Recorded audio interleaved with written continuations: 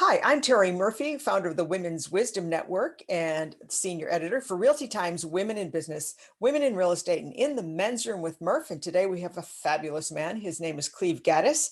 And, Cleve is a master coach with Workman Success. He works with some of America's top and most profitable teams on the planet. He specializes in helping family-owned brokerages and teams manage challenges that are unique to family businesses. If you've ever been in one, you know that. Profitability, he's a bottom line guy. I really love it. He hosts a great radio show, got 643 listens on his podcast. It's Go Gaddis Real Estate Radio, and it is The Answer in Atlanta, Georgia. Thank you for joining us. We Love it. so Thank you love for having sharing you. that, by the way. And for those who are in real estate who are thinking about getting a podcast, those 643 or whatever it was, that was in 7 days. Hello. Hello. That's awesome. Well, how long have you been doing radio? 6 years. Yeah. So this is organic. This is what we call long tail. You've been building that up for some time, and there's a huge discipline that goes with a radio show. I know that. And so, and I've actually been a guest. You've been a guest. You have a fantastic. You're fabulous on radio, and now you're fabulous in person. Oh, thank you. And you're going to address this particularly to buyer agents today, if I'm correct. Well, here's the problem. A typical buyer's agent gets into real estate. Probably, I don't know if you got in as a buyer or seller's agent. I know you sold more listings way back when, but you probably represented some buyers. I love your story from Chicago, by the way. And they just want to make a little more money than they can make in other jobs, and they want to be able to have some freedom. And so then you get a market like we have today, Terry, where there are, 4 or 5 buyers for every single choice for a listing out there, especially if you get at the average price range or below in the market. By the way, is this sort of resonating? Have you heard this story before with some of your coaching clients? Yes, as a matter of fact, almost daily. And so here's what happens. They want to make more money than average. They want to be able to make a reasonable contribution. They want to have some flexibility. And then here's what happens. Their income grows. And because the market is tight on inventory, their income goes like this. And that's so, when they get real crazy. So what happens is they start to feel helpless. They start to feel like they can't help themselves. They can't help the buyers. What am I going to do? I just have to wait it out until things get better. I mean, like, what a crappy. I mean, can you imagine sort of how chained they feel to the past, how stuck they feel because they think they can't do anything to help the buyer have different choices? That is so true. And they don't know what to do next. And so this is where I think you're going to really be able to help us. Yes, absolutely. So let's talk about this. So we need to, take the buyer's agents from feeling helpless to feeling like they are valued and they have a way to give value and provide value. We've talked a lot, Terry, about the exchange of value in the past. And you are such a great emotional intelligence person, and you know that the way to have a real solid relationship is to have that trade and exchange in value. And so if you're a buyer's agent out there and you're working with a buyer and you're having a hard time finding a home for them to buy, or you're getting beat out by multiple offers and you feel totally helpless, I've got 12 things that you need to, first of all, think about, ponder, consider. Then you need to probably take some action on, because this is going to take that feeling of helplessness that you have, that feeling of I'm lost and oh my gosh, I'm going to starve to death for the next couple of months unless I can get, the buyer who's all cash, who can get in front of everybody else. It gives you something to do with that energy instead of just keeping it all inside and having it bottled up and just continuing to feel helpless. Well, it also makes them feel empowered that they have choices. But again, most people need to be able to visualize what those choices are and what their options are. And then, of course, execution. And that's where I think you come in to help us out. Well, let's talk about it. We've got 12 different items and we'll just walk through them and you and I can have a conversation about them. Number one, you have to ask yourself as a buyer's agent, who is leading the search for the properties? And so, Terry, if you and I were working together as a buyer and you were a typical buyer's agent, I was a typical buyer, you would set me up on an automated e-alert or some type of system through the local listing service or through your own CRM website, whatever it is. And then when listings met my criteria, they would be trickled to me. Passive automation, good. And if you are searching that way and you as an agent are not actively searching for properties that your buyers need to consider, then you're going to miss opportunities, because a buyer, let's be honest, they could not recognize a good opportunity to buy a home online from pictures if it like had a sign, hey, Terry, this is your perfect home. They still wouldn't recognize it. They don't know what they're looking for. They don't do it all the time like a buyer's agent does, but a buyer's agent can.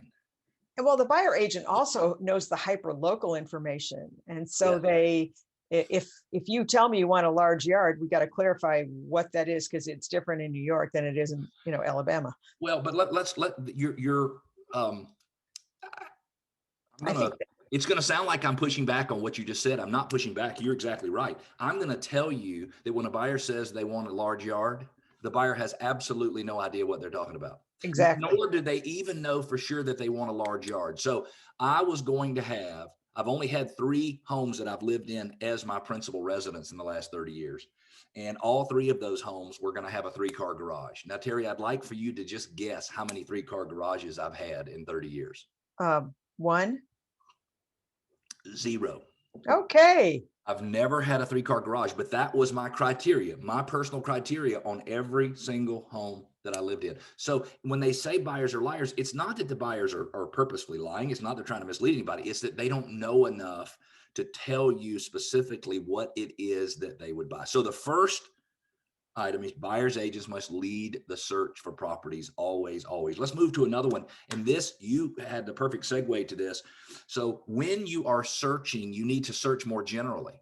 So if you're putting in more than 3 or 4 criteria, you need to put geographic area, you need to put price range, you need to put bedrooms and bathrooms. Maybe if they've got to have a 2-car garage, or they want a carport, or they want a something, you put that in there, but don't put all of the other criteria. Don't put open to the family room, breakfast, but don't do all of that, because first of all, you don't know that all the listing information is correct. And secondly, you need to cast a broad net. You need to cast a broad net. So Great search idea. more generally. If you're not finding what you need, go search more generally. And don't be afraid to say, hey, Terry, I'm the buyer's agent now. Hey, Terry, I found a house. It doesn't meet exactly what you're looking for, but it's over here and it's in this school district. And I just need us to go take a look at that.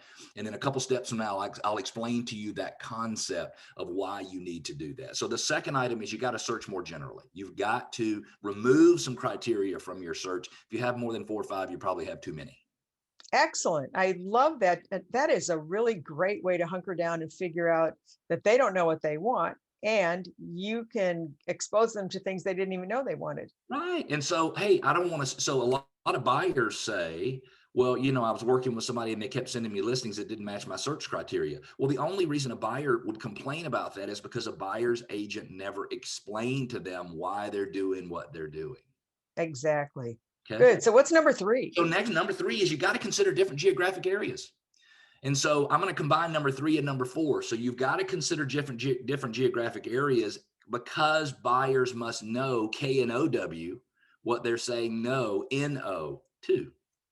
So think about that. So if you and Don are looking for a home, and let's just say you guys were getting ready to start your second round of your family, and so you needed to be in a good elementary school district, and you were searching by one specific elementary school district. A lot of people will just leave it there, but what you need to do is also search the elementary school districts around that, just to see if there are some other opportunities. Now, it could be that you and Don have to be in that district, but in most cases, you don't, and you could be in the neighboring one right next door, which would feed into the same middle school, same high school as the one that you're looking at in the first place.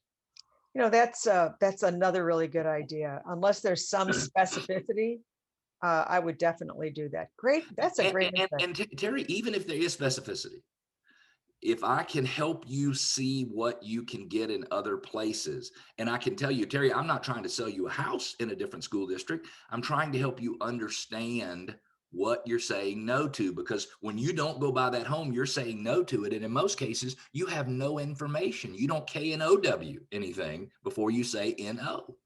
You're so fun. But Okay. doesn't that make sense? It makes total sense. And it's like the obvious. So why didn't we do that to begin with? And in some cases, by the way, Terry, there are some agents who are listening to this who are like, been there, done that, heard this. Okay, but those agents already feel valued. They already feel empowered. And so this message is for those out there who feel helpless, who feel like they're totally out of control, like they don't have the ability to help anybody. So let's move to number 5. We're clicking our way right through this list. You got to search FSBOs. I'm going to use a term that people in real estate makes their skin crawl on Zillow and other sites. The reason you got to do Zillow is because there are probably more for sale by owners there than any other site in the country. And you've got to get out and start considering some of those for sale by owner properties. It goes back and it ties into the buyer's agent must lead the search for properties. And so if you're not really searching for homes that are being offered for sale by the owner on that site and any other site that you might have access to, you're probably going to, you might not miss the home the buyer wants, Terry, but you'll definitely miss the mark in terms of keeping the buyer confident with you and your abilities. Right. And engaged. And it also, I mean, most for sale by owners are for sale by owners because they didn't want to work with an agent, maybe on the listing part, but they might just cooperate on the selling part. So good for They you. might, and they might not. And a lot of agents get very sensitive. Hey, if you introduce somebody to a house and they wind up buying a house, it's a for sale by owner, and there's not an opportunity for you to make a lot of money, man, put a smile on your face, help those people, and move on to the next. You got to do what is right for those clients. And that's so hard in some cases. Absolutely. Absolutely. So what's our next one? So number 6 is always set the next appointment. So in the Workman Success Systems coaching program, we say that if a person is a hot prospect, they're going to buy sometime in the next 90 days. And it says that they can only stay an A or a hot prospect if you have an appointment with them. So if you and I were working together, Terry, and I went out and showed you properties today, and I am just freaking by the skin of my teeth lucky that I was able to find the 3 homes that you and I looked at today, then my inclination is not to set an appointment with you for Friday. But you have to do that. So if you don't set the next appointment when you're on your current appointment, then you are not doing the right things to move that forward. You must, oh, I'm so sorry, Terry, you go ahead. No, that's a really good point, because in a market like this, which is generally pretty fast, you need to check that hot sheet every single morning to see what's come on.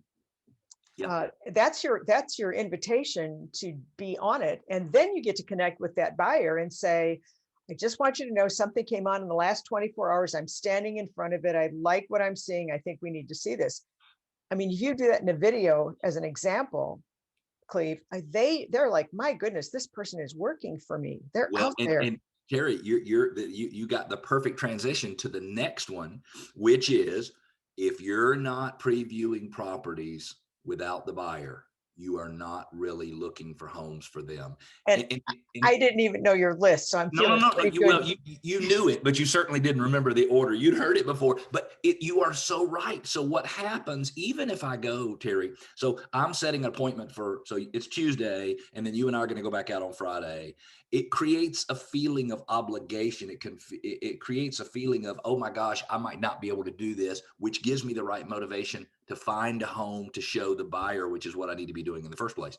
And even if I go take a look at a home that turns out not to be something that is right for you, the act of me going and doing a video or FaceTiming you from there and saying, oh my gosh, look at this, and look at the pantry, and look at this, and look at the backyard, you start thinking, OMG, Cleve is trying to help me. So it puts me in a position, instead of being helpless, instead of feeling like I cannot make a contribution, it puts me in a position to be of value to you and to feel empowered myself. I love that word. You used it earlier in our interview, to feel empowered. Well, and there's another element here too. As a buyer agent, my goal is to understand that marketplace like nobody's business. So if I go and see a new listing, even if it's not appropriate for this particular buyer, A, they know you're working for them. B, they know you're 100%. actively involved in what's currently coming up on the market, and that you're an expert. I mean, that's the one thing you want, because people want somebody who knows what they're doing. So what's next? So, well, let me tell you another thing. So in addition to what you just said, and all those things are true, they know you care. And all they really want is to work with someone who they know you're not going to care about them as much as they care about themselves, but they just want it to be close. And if you give them that, it winds up being amazing. So we're talking about our understanding of the buyer's situation, and we're going to move that level of understanding, or that importance of understanding, into the finances, meaning you must truly understand the buyer's budget. I'll bet if you put 100 real estate agents in a room and you asked them about the buyer's budget, they would know the price range. They would have no idea why that was the price range. And see, that's the problem. So if you can't answer the why they're searching in a specific price range, then you need to have that conversation with them, because in a lot of cases, they don't understand what the payment would be. And so it normally boils down to, we're making our decisions based on the amount of money we have to bring to closing, or we're making our decisions based on the total expense that we have budgeted for after closing. And so, Exactly. yeah, circle back and have a conversation. What is it? Because in a lot of cases, if you open up your price range 20, 30, 40,000, you're in a whole new Whole market, different and you have a lot less competition as you continue to go higher in price in the market. So I think you just need to understand the budget, and that's number 8. That is a really introspective way. I never thought about that, but you're right. Most agents think about the range, but when you really put a pencil to it, there's a why behind it. Well, we've got to put X amount, or we've got, we support a family member. You need to know if they can go up that, because sometimes that 20, $30,000, which is nothing, a lot, it doesn't really impact the monthly a lot, can really open it up to a home that's more suitable, or a property that is more to what they want. So that, I like that one. That is that is a good one. And Well, so let's just take a peek here. I just did a little amortization table. Sorry, I'm looking away from the screen. But today, for every, if your mortgage rate is 2.75%, Terry, on a 30-year fixed rate, and for every $1,000 you go up in your mortgage amount, your payment increases $4.08. that's So my point. if Yeah. you went up $10,000, your payment is $40 a month more. And $40, I'm not saying that people should spend more or shouldn't. I'm telling agents that people need to at least understand the options they have.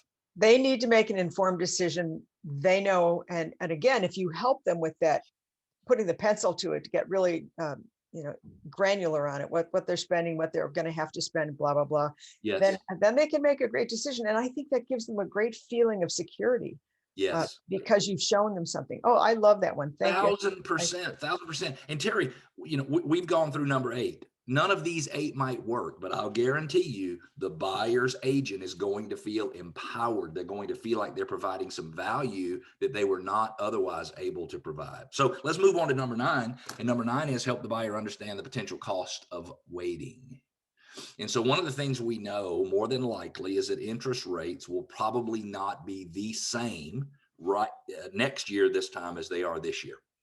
I mean, they just have to be a little bit higher. I mean, think the rate of inflation is 3%, and we're doing 30-year mortgages for less than the rate of inflation, which means a house should appreciate faster and enough to offset all of the interest you pay on your loan. It's really kind of amazing when you think about it. Interesting concept. And so you need to be able to take, if you have the same rate of annual appreciation this year, and let's say in your market area it's 6%, okay, if the average house is 6% more next year, and if the average interest rate was up 1%, how much more would it cost you to buy that home? And in a lot of cases, you take the average price range throughout the country, I mean, that cost might be $60,000 or $80,000 over the life of the loan. It's really amazing. Think wow. about that. So if you wait a year, then you might have, it's just 80,000 reasons not to wait. I just had that conversation with a niece, and I did say that, but I don't think I was as intentional as you just put it.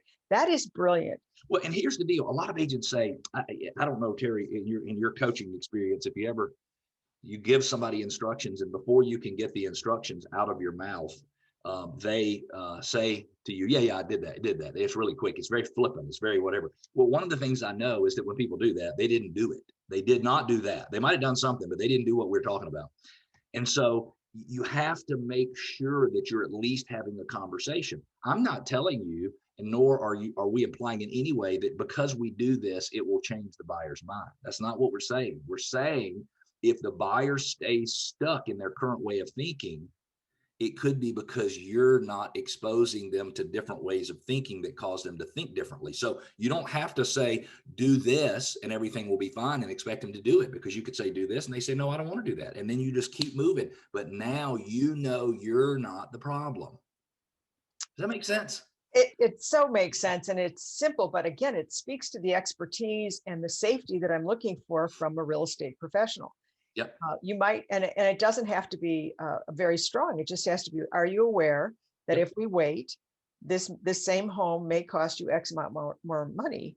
And again, when we help them, we call it authorship. When we help them make an informed decision, they feel empowered, you feel empowered, everybody feels comfortable, they'll move forward because the trust is there. So you And talked about value, and that and is it.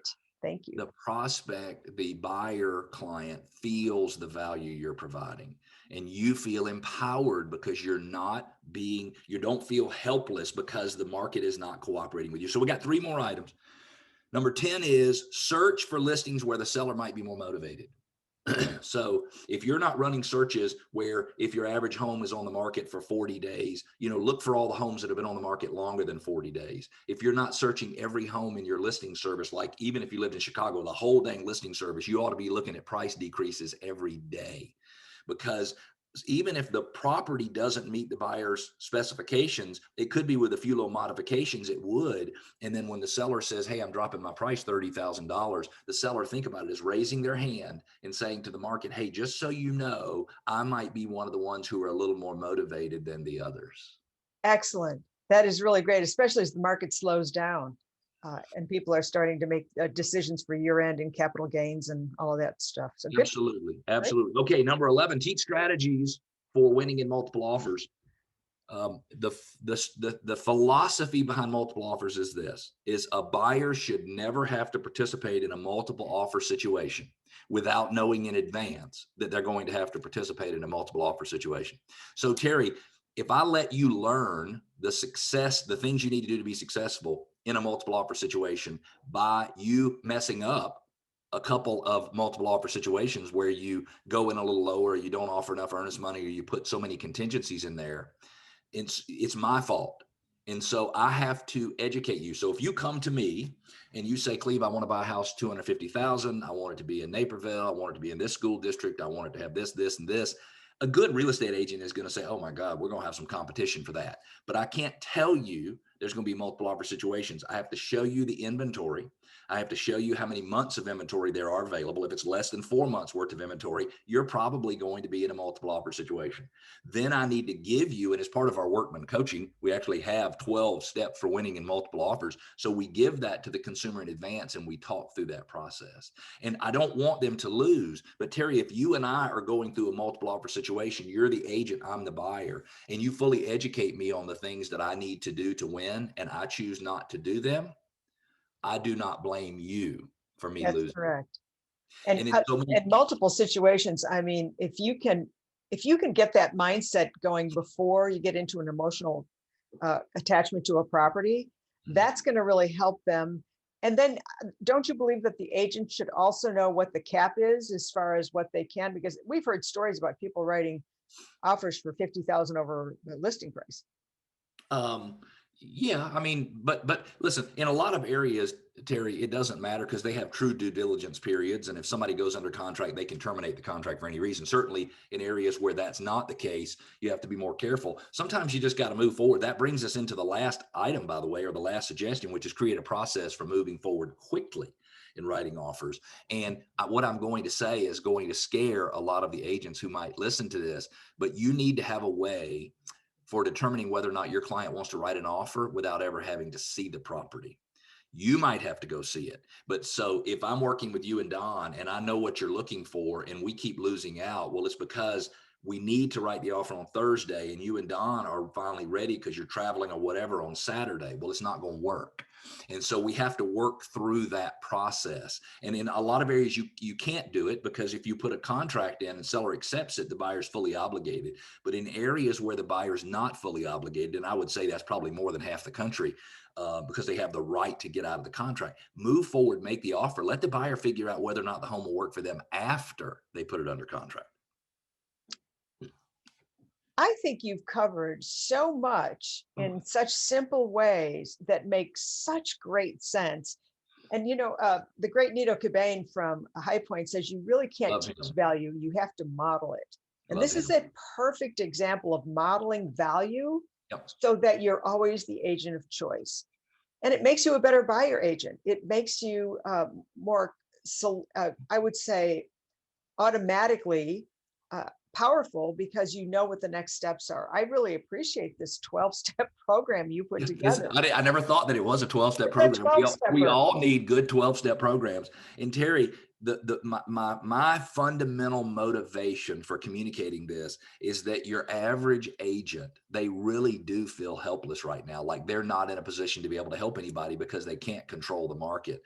And I just want them to use these 12 steps, whichever ones work. Maybe all of them work, maybe only 3 or 4 of them work, but I want them to use them so that they are providing more value so that they feel empowered, because it is an entirely different way of looking at the world when you feel like you're providing value and you feel powerful and empowered. So, do you mind if I just share this with everybody? Because this is such good information and it gives such comfort uh, and vision for the next step.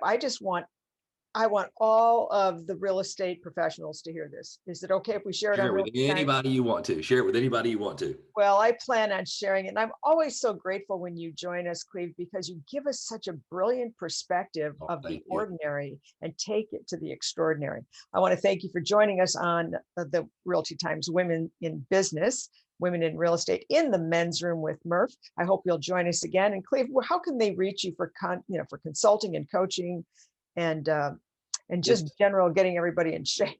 Yeah, it's easy. They could email me, Cleve at workmansuccesssystems.com. Cleve, CLEVE is short for Cleveland, at workmansuccesssystems.com. Or the reality is they could go on Google and just type in the name Cleve Gaddis, Gaddis, and they could find me, probably find my cell phone number, and stop by my house one afternoon. You can find almost anything online. And I'm totally happy to connect with anyone, answer questions, provide resources. Totally happy to do it. In fact, I would consider it an honor. And just review one more time where to hear those podcasts, because if you got 643 in 7 days, I think they're probably really engaging.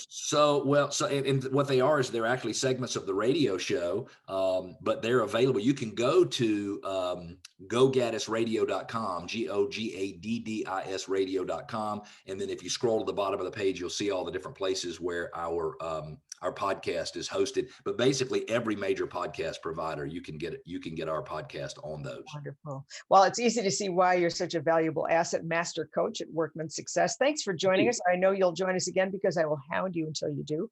I'm You Terry count on Murphy. Thanks for joining us. Join us for another segment of Realty Times News.